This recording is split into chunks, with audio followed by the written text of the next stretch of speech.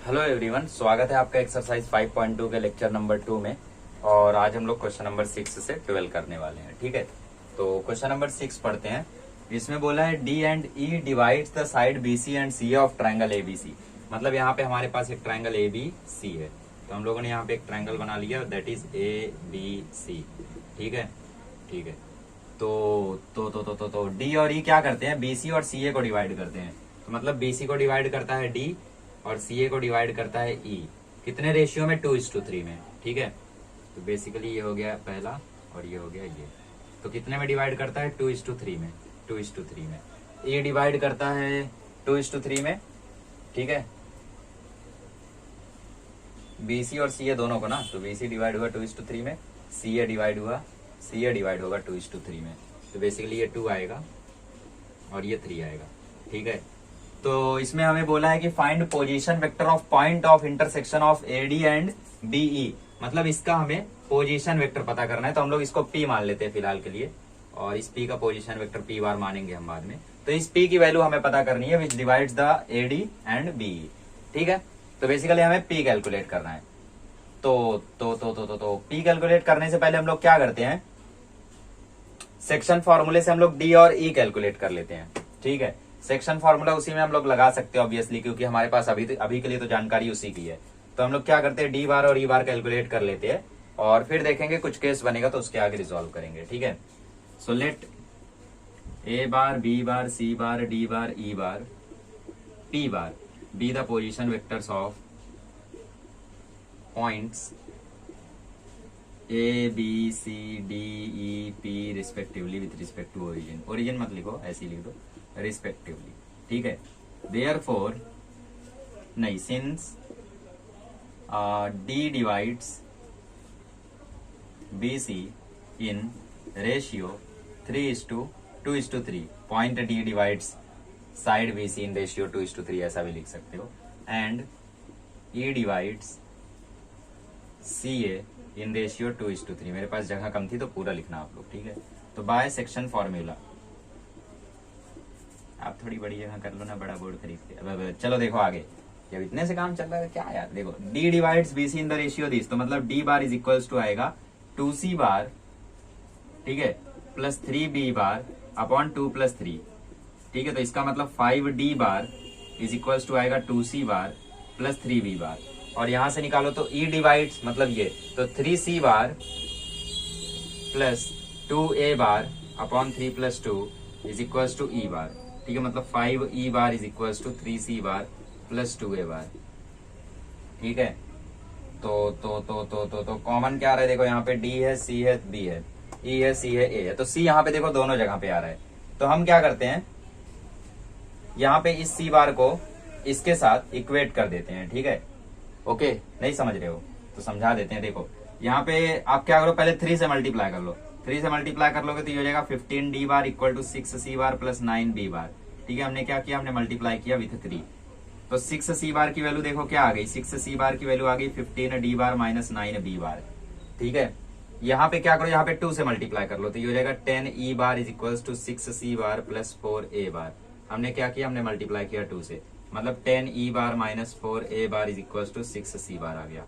अब देखो दोनों के दोनों 6c बार हो गए, तो मतलब दोनों इक्वल हो गए। अगर दोनों इक्वल हो गए तो इसका मतलब 15d bar minus 9b bar is equal to आ जाएगा 10e बार माइनस 4a बार। ठीक है, अभी देखो यहाँ पे हमें किसकी चर्चा करनी है, हमें इस पॉइंट ऑफ इंटरसेक्शन P को निकालना है। और P किसका किसका पॉइंट ऑफ इंटरसेक्शन है? P है point of intersection of BE and AD। B और AD का पॉइंट ऑफ इंटरसेक्शन है ना। तो हम क्या करते हैं, यहाँ पे B बार और E बार को साथ में लिख लेते हैं, और D बार और A बार को साथ में लिख लेते हैं। तो ये हमारा आ गया 15D bar plus 4A bar is equal to 10E bar plus 9B bar. ठीक है, और मैं क्या करता हूँ, दोनों साइड 19 से डिवाइड कर देता हूँ, ऐसे 15 + 4 10 + 9। कोई दिक्कत कोई परेशानी, मैंने दोनों साइड 19 से डिवाइड किया है, और 19 को मैंने फिर 15 + 4 लिखा है, यहाँ पे 10 + 9 लिखा है। तो अगर आप ध्यान से देखो तो ये एलएचएस में वो वेक्टर है जो कि एडी को डिवाइड कर रहा है इंटरनली इन द रेशियो 15:4, और आरएचएस में वो वेक्टर है जो कि बीई को डिवाइड कर रहा है, बीई को डिवाइड कर रहा है इंटरनली इन द रेशियो 10:9। और ये दोनों वेक्टर इक्वल आए हैं, तो ये दोनों वेक्टर कहां पे इक्वल होंगे, कहां पे, इंटरसेक्शन पे। ठीक है, तो बेसिकली ये हो गया हमारे इंटरसेक्शन का पोजीशन वेक्टर। ठीक है, यहाँ पे बोले ना find the position vector of point of intersection, तो पॉइंट ऑफ इंटरसेक्शन यही हो गया हमारा। तो इसको लिखेंगे कैसे, इसको ऐसे लिखेंगे, LHS is position vector which divide segment AD।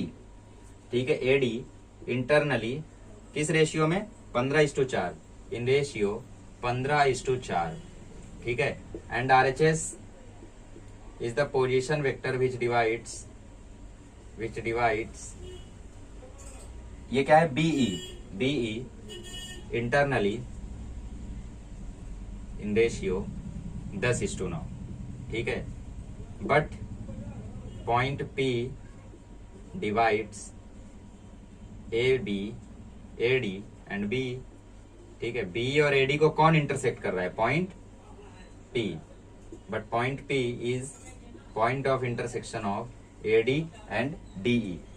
ठीक है, तो हमने क्या पहले निकाला, हमने देखो सबसे पहले यहां तक पहुंचे थे, फिर हमने ध्यान से देखा यहाँ पे, तो BE का रिलेशन बनने के लिए B बार E बार साथ में आना चाहिए, तो हमने E बार को इस साइड कर लिया, और AC बार बनने के लिए क्या AD बार बनने के लिए A बार और D बार साथ में आने चाहिए, तो हमने इनको एक साथ कर लिया। एक साथ करने के बाद हमने ये देखा कि LHS में वो पोजीशन वेक्टर आ रहा है जो कि AD को डिवाइड कर रहा है इन द रेशियो 15:4, और RHS में वो आ रहा है जो कि BE को डिवाइड कर रहा है इन द रेशियो 10:9। बट हमें तो पता है कि यार दोनों को डिवाइड करने वाला कौन सा ऐसा कॉमन पॉइंट है, ऐसा कौन सा कॉमन पॉइंट है जो दोनों को डिवाइड कर रहा है, वो पॉइंट ऑफ इंटरसेक्शन है, मतलब P है। So therefore P is point of intersection of AD and DE। ठीक है, therefore P bar is equals to आ जाएगा ये भी और ये भी, दोनों में से कोई भी, 15D bar plus 4A bar upon 15 plus 4 comma 10E bar plus 9B bar upon 10 plus 9। तो ये हो गया हमारा P बार। ठीक है, तो P बार की वैल्यू ये भी हो गई और ये भी हो गई, क्योंकि ये पॉइंट ऑफ इंटरसेक्शन है। AD के रिस्पेक्ट में देखोगे तो ये हो गई, B के रिस्पेक्ट में देखोगे तो ये हो गई। ठीक है, तो इक्वल लगा लो। ओके, समझ में आ गया ना मैंने क्या बताने की कोशिश की। फिलहाल ऐसे क्वेश्चन एग्जाम में नहीं आते हैं, बट फिर भी समझना जरूरी था। ठीक है, तो हाँ यार थोड़ा ट्रिकी था, थोड़ा सोचने वाला था। अगर ऐसे क्वेश्चन घर पे प्रैक्टिस किए रहोगे तो ही एग्जाम में कर पाओगे, वरना 10% या 1% चांस है कि एग्जाम में कर पाओ। आप बोलते हो ना कि मतलब कोई हार्ड क्वेश्चन आ गया तो उसको कैसे अटेम्प्ट करें एग्जाम में, घर पे इतने क्वेश्चन कर लो कि एग्जाम में कोई क्वेश्चन हार्ड ही ना लगे, सारे लगे कि भाई घर पे ऐसा तो किया है, घर पे ऐसा तो किया है। राइट, 10वीं में मैं मानता हूँ कि चैलेंजिंग क्वेश्चन ऐसे आते हैं जो टेक्स्ट बुक में नहीं होते, लेकिन 12वीं में ऐसा कोई चैलेंजिंग क्वेश्चन है ही नहीं। जितने क्वेश्चन आएंगे सब तुम्हारी टेक्स्ट बुक के रहेंगे, एक्सरसाइज के रहेंगे, मिसलेनियस के रहेंगे, या फिर बाहर से भी आएगा तो चिंदी आएगा, तुम खुद दिमाग लगा ले जाओगे। 12वीं का मैथ में 100 लाना इज मच इजियर देन 10वीं में 100 लाना। बात अलग है कि मैं दोनों में नहीं ला पाया। ठीक है, चलो तो क्वेश्चन नंबर 7 करते हैं। ये थोड़ा लेंदी हो गया बट ठीक है, आई होप आपको समझ में आया होगा। कोई डाउट है तो कमेंट करो, मैं कमेंट में भी एक्सप्लेन कर दूंगा। चलो आगे बढ़ते हैं। आइए क्वेश्चन नंबर 7 करते हैं। Prove that the quadrilateral is parallelogram if and only if its diagonal bisect each other. मतलब कि एक क्वाड्रिलेटरल है यहाँ पे जो कि जिसके डायगोनल जो है वो एक दूसरे को बाइसेक्ट कर रहे हैं। मतलब बहुत पूछते हो यार। ठीक है, बाइसेक्ट करने का मतलब क्या होता है कि इक्वल पार्ट्स में बंटते हैं। सपोज ये पॉइंट ऑफ इंटरसेक्शन P है, तो ये P जो है वो डायगोनल AC को, मान लो ये क्वाड्रिलेटरल ABCD है, तो वो डायगोनल AC को इक्वल पार्ट्स में बांट रहा है और BD को भी इक्वल पार्ट्स में बांट रहा है। ठीक है, तो ये मतलब होता है बाइसेक्ट ईच अदर का। तो हमें क्या करना है, हमें बेसिकली AP को PC के इक्वल बता देना है किसी प्रकार से। तो करते हैं, देखो let quadrilateral ABCD be is a parallelogram. ठीक है, एंड पोजीशन वेक्टर्स मान लो A bar, B bar, C bar, D bar and P bar be the position vector of points A, B, C, D and P respectively. ठीक है, ठीक है। So since जो AB है वो DC के इक्वल आएगा। क्यों इक्वल आएगा? क्योंकि ये पैरेललोग्राम है। पैरेललोग्राम है तो अपोजिट साइड्स इक्वल होती हैं। ठीक है, अपोजिट साइड्स ऑफ पैरेललोग्राम।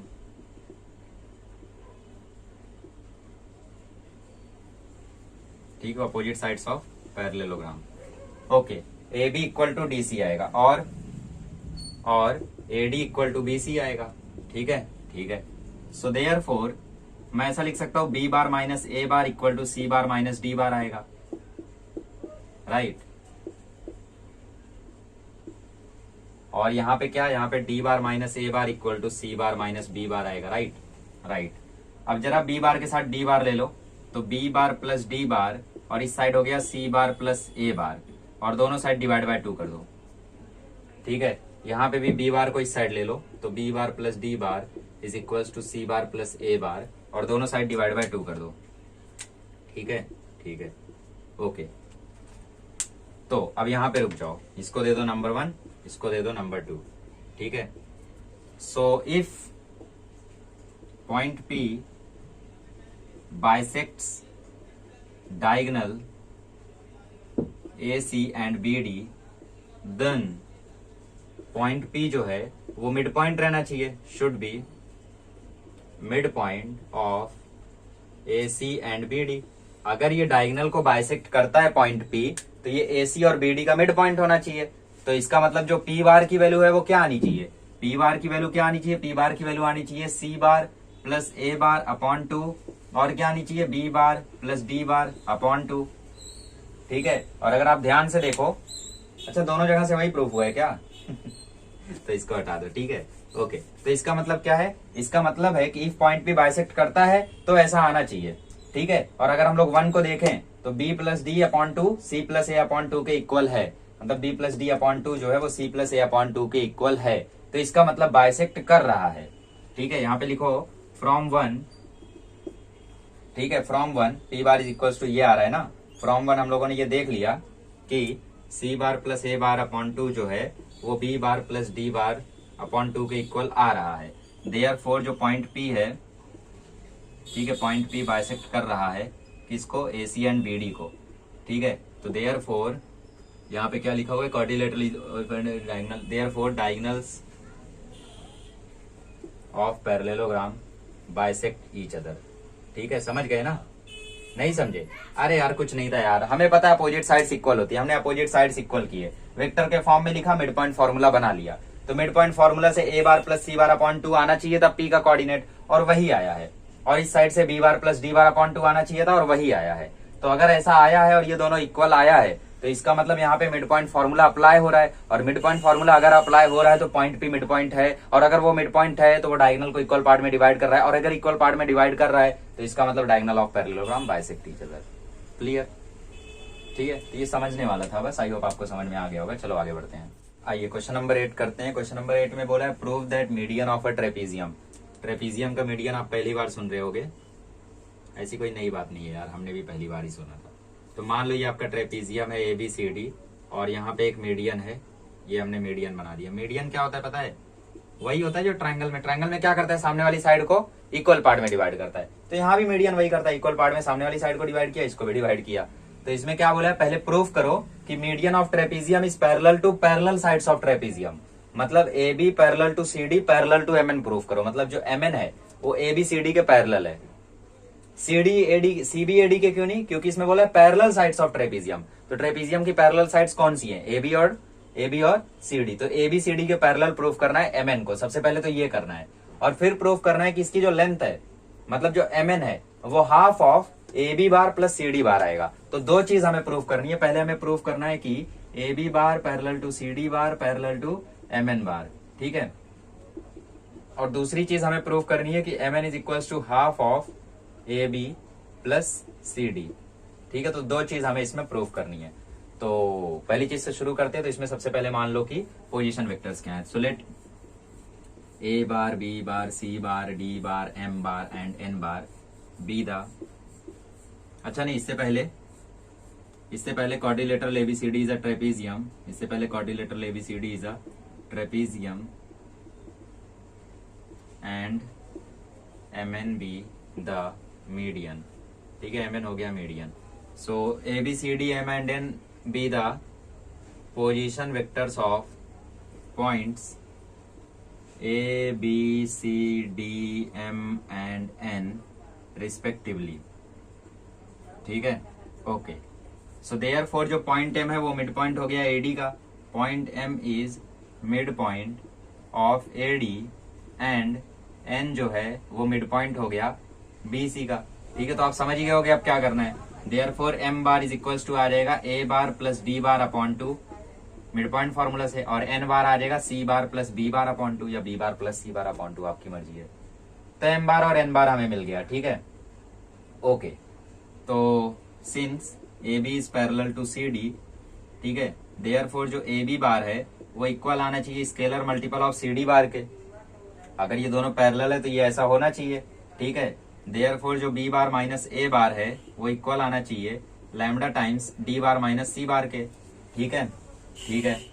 अच्छा, तो यहाँ पे जो B बार माइनस A बार है वो इक्वल आना चाहिए लैम्डा D बार माइनस लैम्डा C बार के। ठीक है, अभी हम लोग क्या करते हैं, अभी हम लोगों ने ये A B bar equal to lambda C D bar कर लिया ना, इसको नंबर 1 देके इसको यहाँ पे छोड़ दो। हम लोग क्या करते हैं, हम लोग एम एन बार भी थोड़ा कैलकुलेट करते हैं और देखते हैं एम एन बार की वैल्यू क्या आती है। तो कंसीडर एम एन बार। एम एन बार क्या आएगा, एम एन बार आएगा एन बार माइनस एम बार। तो एन बार क्या है सी प्लस बी बाय 2 और एम क्या है ए प्लस डी बाय 2। ठीक है, तो ये आ जाएगा C bar plus B bar minus A bar minus D bar upon 2। Okay, तो ये आ गया हमारा M N bar. Okay okay, ठीक है। तो यहाँ पे अगर आप लोग ध्यान से देखो तो बी बार माइनस ए बार यहाँ पे अवेलेबल है और सी बार माइनस डी बार वहां अवेलेबल है। एक्चुअली ए बी जो है वो पैरेलल टू डी सी आना चाहिए। देखो डायरेक्शन हमने मिस कर दी। ठीक है, ए बी की डायरेक्शन ऐसे है तो इसकी भी डायरेक्शन ऐसे आएगी ना।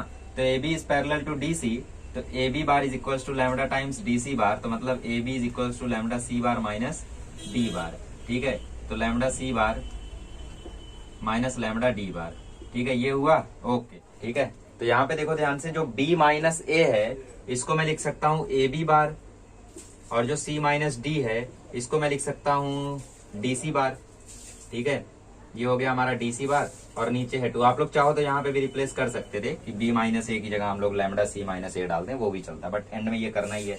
अब हमने 1 में देखा कि ए बी जो है वो लैम्डा डी सी बार के इक्वल है। ठीक है, सो देयरफॉर जो एम एन बार है वो इक्वल आ गया lambda D C bar plus D C bar upon 2। ठीक है, ठीक है। सो देयरफॉर जो एम एन बार है वो इक्वल टू आ गया लैम्डा प्लस 1 अपॉन 2 और बाहर रह गया डी सी बार। समझ गए ना, मैंने क्या किया, मैंने डी सी बार ऊपर से कॉमन ले लिया तो अंदर क्या बचा लैम्डा प्लस 1 और नीचे है 2, नीचे है 2। तो इसका मतलब जो डी सी बार है, सॉरी जो एम एन बार है वो स्केलर मल्टीपल आ गया किसका, डी सी बार का। ठीक है, लैम्डा प्लस 1 अपॉन 2 क्या है, स्केलर है। So here M N bar is a scalar multiple of DC bar. और कभी भी अगर कोई स्केलर मल्टीपल आ जाता है किसी का तो वो उसके पैरेलल हो जाता है। Therefore mn is parallel to DC बार। इसको दे दो नंबर 2। ठीक है, बट BC के पैरेलल तो AB था, तो भैया अगर BC इसके भी पैरेलल है और इसके भी पैरेलल है, सो देयरफॉर तीनों एक तीसरे के पैरेलल हो जाएंगे, एक दूसरे तीसरे के पैरेलल हो जाएंगे। ठीक है, ये पहला केस तो हमने रिजॉल्व कर लिया। अच्छा, तो ये हमने पहला प्रूफ तो कर लिया, A B is parallel to B C. अब A B is parallel to C D ना, A B is parallel to C D. ठीक है, डी सी लिखो सी डी लिखो फर्क नहीं पड़ता। ठीक है, ओके। पैरेलल वाले केस में, हाँ, यहाँ तो फर्क पड़ जाएगा, सॉरी यहाँ तो फर्क पड़ जाएगा इस केस में, बट इस केस में फर्क नहीं पड़ेगा, चलेगा। ओके ओके, तो ये हो गया हमारा पहला प्रूफ। अब दूसरे प्रूफ के लिए हम लोग क्या कर सकते हैं, दूसरे प्रूफ के लिए इसको उठा लो। ठीक है, ये यहाँ वाला पार्ट उठा लो। तो उससे क्या होगा, बहुत कुछ होगा। ठीक है, बहुत कुछ होगा, देखते हैं क्या क्या होगा। ठीक है, A B plus C D upon 2। भाई ये तो प्रूफ हो गया डायरेक्टली ये तो डायरेक्टली प्रूफ हो गया है। 1 अपॉन 2 बाहर कर दो तो देखो sum of length of parallel side, यहाँ देखो ये तो डायरेक्टली प्रूफ हो ही गया था। So M N bar is equal to 1 upon 2, अंदर बचा A B bar plus C D bar, that's it. ठीक है ये तो ऑलरेडी प्रूफ हो ही चुका है, सो ये हेंस प्रूव्ड है और ये हमने बाद में प्रूफ किया। तो देख रहे हो काम पहले ही हो गया था एक।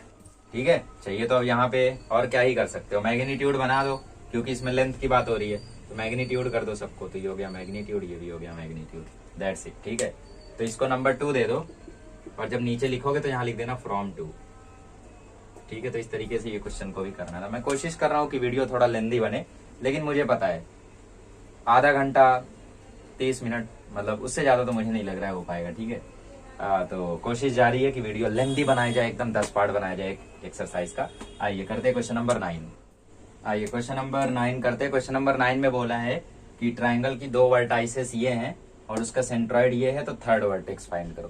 तो ये तो चिंदी है यार। सबसे पहले पोजीशन वेक्टर मान लो, let A bar B bar C bar and G bar be the position vector of A B C and G respectively with respect to origin. ठीक है, ठीक है। सो देयरफॉर ए बार की वैल्यू क्या आ गई, 3i cap plus J cap plus 4k cap. B bar की value क्या आ गई, -4i cap plus 5j cap minus 3k cap की। सी बार की वैल्यू पता करनी है। जी बार की वैल्यू क्या आ गई, -i cap plus 2j cap plus k cap. So by centroid formula जो जी बार है वो इक्वल आएगा A bar plus B bar plus C bar upon 3k। ठीक है। सो जी बार क्या है, -i cap plus 2j cap plus k cap is equals to A bar क्या है, 3i cap plus j cap plus 4k cap. B bar क्या है, -4i cap plus 5j cap minus 3k cap. C bar क्या है, सी बार है और नीचे है 3। इस 3 को यहाँ भेज दो। So therefore -3i cap plus 6j cap plus 3k cap is equals to 3i में से 4i गया, बचा -i। एक j में 5j जुड़ा तो बचा 6j। 4k में 3k गया तो बचा 1k और प्लस सी बार। ठीक है, -i को इधर लाओ तो -3 प्लस 1 -2i कैप प्लस 6 -6, ये तो खत्म। 3k में से 1k गया तो बचा 2k कैप। तो ये आ गया हमारा सी का -2, 0, 2। क्योंकि इसमें आपको पोजीशन वेक्टर नहीं पूछा है। बाकी क्वेश्चंस आप नोटिस करोगे तो उसमें पोजीशन वेक्टर पूछे रहता था, तो यहाँ तक करके छोड़ देना था। हालांकि पीछे आंसर कोऑर्डिनेट में ही दे रखा था, जो कि करेक्ट नहीं है, क्योंकि आपको पोजीशन वेक्टर पूछा है तो IJK में लिखना है। अब यहाँ पे कोऑर्डिनेट में पूछा है, सो देयरफॉर इसको कोऑर्डिनेट में कन्वर्ट कर लो। Therefore coordinates of vertex C are, vertex C is equal to I component का कोऑर्डिनेट मतलब x -2, j कंपोनेंट का कोऑर्डिनेट 0 मतलब y 0 और z कितना 2, तो -2 0 2। ये हो गया आपका आंसर। आइए क्वेश्चन नंबर 10 कर लेते हैं। तो क्वेश्चन नंबर 10 में बोला इन ट्रायंगल OAB। ठीक है, इन ट्रायंगल OAB इसमें पॉइंट E है, मिड पॉइंट ऑफ OB। ठीक है, मतलब OB का मिड पॉइंट कौन है, E, और पॉइंट D किसका मिड पॉइंट है, AB का। तो point D is mid point of AB। तो ये डिवाइड कर रहा है AD to DB को 2:1 में। तो पता करो OP to PD क्या होगा। OP to PD मतलब ये। ठीक है, तो ये वही क्वेश्चन है जो थोड़ी देर पहले हम लोगों ने किया था। ठीक है, तो ये तो और आसान है बल्कि, क्योंकि उसमें देखो 10:9, सॉरी हाँ 10:9 और एक और रेशियो आया था 15:4। तो वो आंसर थे हमारे कि ये रेशियो 15:4 है और ये रेशियो 10:9 है। तो अब की बार भी हमें वैसे ही करके इसको निकाल लेना है। ठीक है, अच्छा तो ठीक है, फिर तो चिंदी है। E is the mid point of OB and D is the mid point of AB। ठीक है, और AD इज टू DB। तो अगर यार पॉइंट D मिड पॉइंट है AB का, point D is the mid point, point on AB, mid point नहीं है ये, point D is point on AB such that. ठीक है, तो बस यही फर्क है अब की बार। ओके, तो सबसे पहले पोजीशन वेक्टर्स मान लो, let A bar B bar C bar D bar E bar O bar T bar and P bar be the position vector of points A B C D E O and P respectively with respect to origin. ठीक है, तो E में क्या आ जाएगा, क्योंकि E mid point है तो E का आ जाएगा B bar plus O bar upon 2। ठीक है, और ये क्या आ जाएगा 2 इंटू B बार, तो 2B bar plus 1 into A bar upon 3।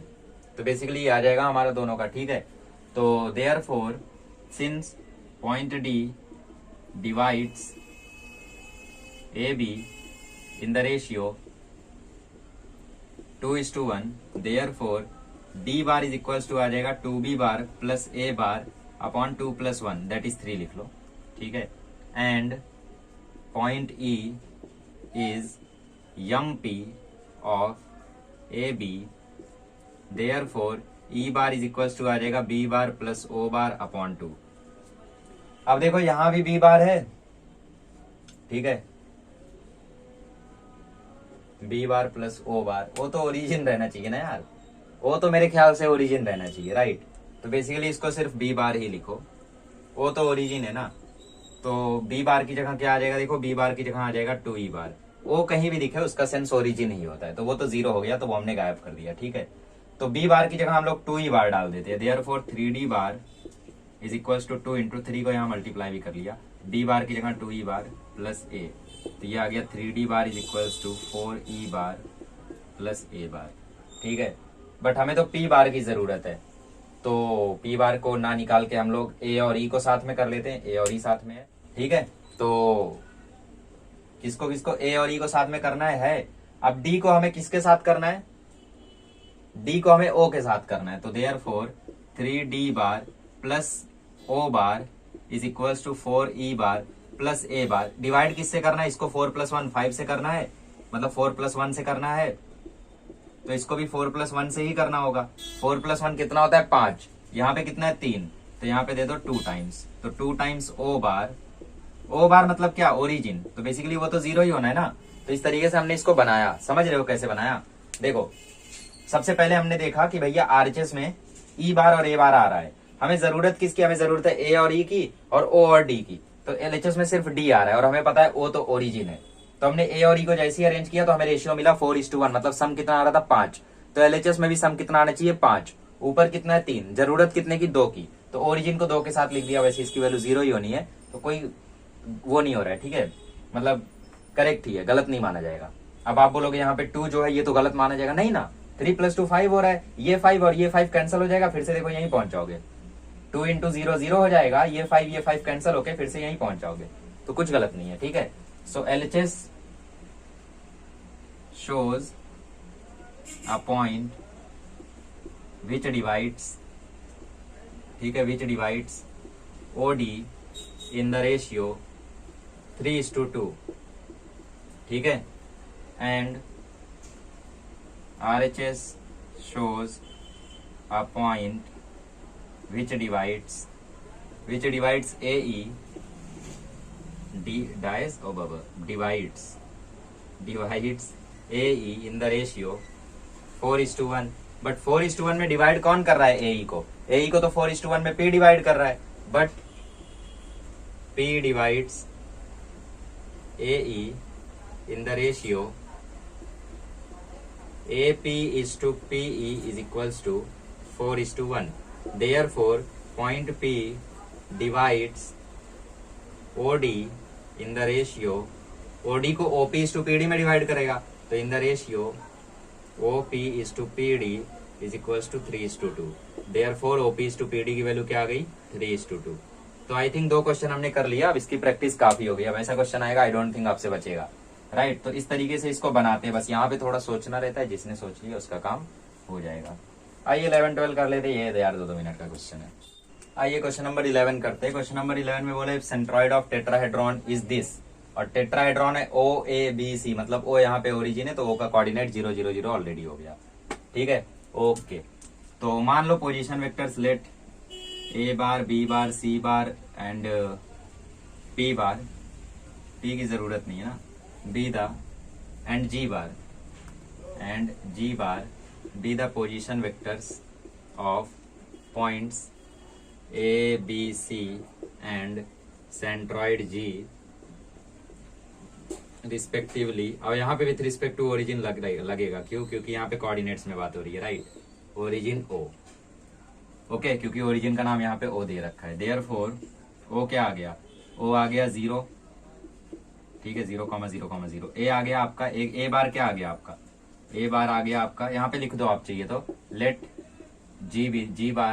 Point G be the centroid, ठीक है, let point G be the centroid of tetrahedron OABC, ठीक है, पॉइंट G है वो सेंट्रॉइड हो गया टेट्राहेड्रॉन OABC। A बार क्या हो गया, A बार हो गया AI cap plus 2J cap plus 3K cap, मतलब पहले आपको ABC निकालना है, फिर 2 पॉइंट के बीच का डिस्टेंस निकालने का फॉर्मूला मैंने आपको बताया ही था, क्या था, x2 - x1 का whole square plus y2 - y1 का स्क्वायर प्लस z2 - z1 के होल स्क्वायर का रूट, तो वही करना है। B बार निकाल लो, B बार आएगा I cap plus BJ cap plus 2K cap. C bar निकाल लो, C बार क्या आ जाएगा, 2I cap plus J cap plus CK cap. So therefore G bar is equal to आ जाएगा A bar plus B bar plus C bar plus O bar upon 4, ये तो 0 हो गया तो ये खत्म कर दो, जी बार क्या है आपका, जी बार है, जी बार कहाँ है, जी बार भी देखो लिख लो I cap plus 2j cap minus K cap. समझ रहे हो ना कहाँ से लिख रहा हूँ, यहाँ से। ठीक है, तो जी बार आ गया I cap plus 2j cap minus K cap. A bar क्या है, A I cap plus 2j cap plus 3k cap. B bar क्या है, I cap plus bj cap plus 2k cap. ठीक है, और सी बार क्या है, सी बार है 2i cap plus j cap plus ck cap. और नीचे क्या है, नीचे है 4। अब आई कैप वाले सारे कंपोनेंट्स को इक्वल ले लो। सो देयरफॉर ये हो गया I cap plus 2j cap minus K cap. I cap वाले कंपोनेंट इक्वल लो तो a प्लस यहाँ है 1 और यहाँ है 2, ये हो गया आई कैप का कंपोनेंट। अब ये है 2, ये है b और ये है 1, तो ये आ गया 2 प्लस b प्लस 1 और ये है j कैप। अब k कैप का कंपोनेंट 3 2 c, मतलब 3 प्लस 2 प्लस c, ये हो गया k कैप। ठीक है, सबके नीचे 4 दे दो, 4 को सबके साथ अलग कर दो। अब इक्वालिटी ऑफ वेक्टर्स लगा दो। मेरे पास जगह थोड़ी कम थी, आपको स्टेप बाय स्टेप करना है, मतलब आपको पहले 4 सबके साथ लिखना है, फिर अगले वाले स्टेप में 4 अलग करना है। तो बाय इक्वालिटी ऑफ वेक्टर जो a प्लस 3/4 है वो इक्वल आ जाएगा 1 के, तो इसका मतलब a की वैल्यू 1 हो गई। सॉल्व कर लोगे ना। और 3 प्लस b/4 जो है वो इक्वल आ जाएगा 2 के, तो b की वैल्यू 5 हो गई। समझ रहे हो ना, b प्लस 2 प्लस 1 मतलब b प्लस 3 इक्वल टू 2 आ गया। और इस साइड 3 प्लस 2 प्लस सी मतलब 5 प्लस c/4 जो है वो इक्वल आ जाएगा 1 के, तो c की वैल्यू आ जाएगी -1। इतने जल्दी कैसे कर ले रहे हो। बेसिकली मैं ये नहीं देख रहा हूँ कि ये वहां जाएगा ये वहां जाएगा, मैं ये देख रहा हूँ कि c की ऐसी कौन सी वैल्यू रखी जाए कि डिवाइड होके 1 आ जाए। तो -1 रखने पे 1 आ रहा है, देखो मैंने ऐसा सोचा तो इसलिए जल्दी हुआ। तो ये छोटे छोटे ट्रिक्स होते हैं यार। So therefore point P is 1, 5, -1 and distance of point P from origin